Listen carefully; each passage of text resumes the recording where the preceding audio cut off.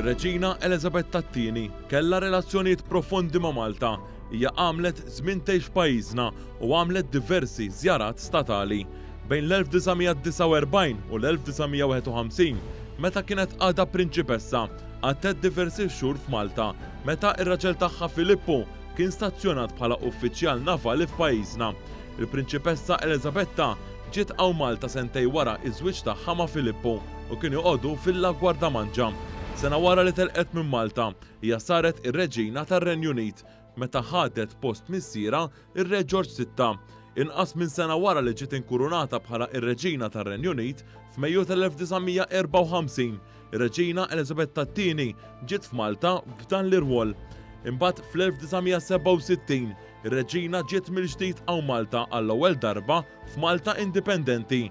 F'dan il-perjodu ta' xahar snin sa' Diċembru tal-1974 hija kienet ir-Reġina ta' Malta sakemm Malta saret Repubblika. Wara żaret lil pajjiżna fl-1992.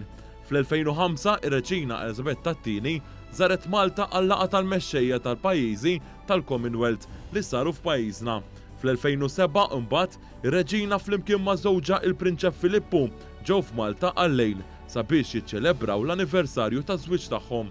L-aħħar żjara tagħha f'Malta u l-aħħar vjaġġ li għamlet barra mir-Renju Unit kien f'Novembru tal-2015 meta ġiet fostna biex attendiet għall-laqgħa ta' CHOGM. Dwar din l-aħħar attività, din il-Kamra tal-Aħbarijiet tkellmet mal-eks Prim Ministru Joseph Muscat li kkummenta li meta iltaqa' magħha deret evidenti li kellha rabta b'saħħitha ma' pajjiżna.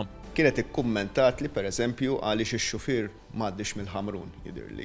U tgħidlek l-ismiet tat-toroq u għaliex għax kienet issuq hawn Malta. L-unika pajjiż li saqet fih toroq normali ejja ngħidu hekk.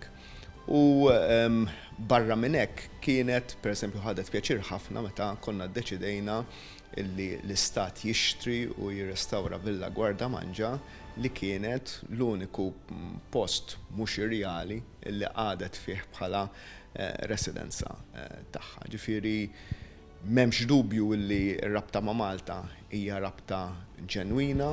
Tkellimna wkoll mal-President Emeritu Marie-Louise Coleyro Preca li qalet lir-Reġina Elisabetta kienet tgħidilha li tos l-ospitalità tal-Maltin. Kienet issemmi dak il-perjodu li għexet hawnhekk li kien perjodu f'ħajjitha partikulari ħafna fejn allura se tgħix b'ċertu privatezza imma fl-istess waqt fil-komfort ta' komunità li tapprezza li tirrispetta u li ħasset dak ir-rispett ġenwin min-naħa tal-poplu tagħna. U allura naħseb dan huwa xi ħaġa li għandna nogħżu x'veru għaliex mhux li biss qalitu imma rrakkuntatu diversi drabi u l-ħafna nies u anke pubblikament ġieli qalitu. Għaldaqstant naħseb li dik tkun anke l-memorja tagħna kollettiva bħala poplu dwar ir-Reġina Elisabetta II.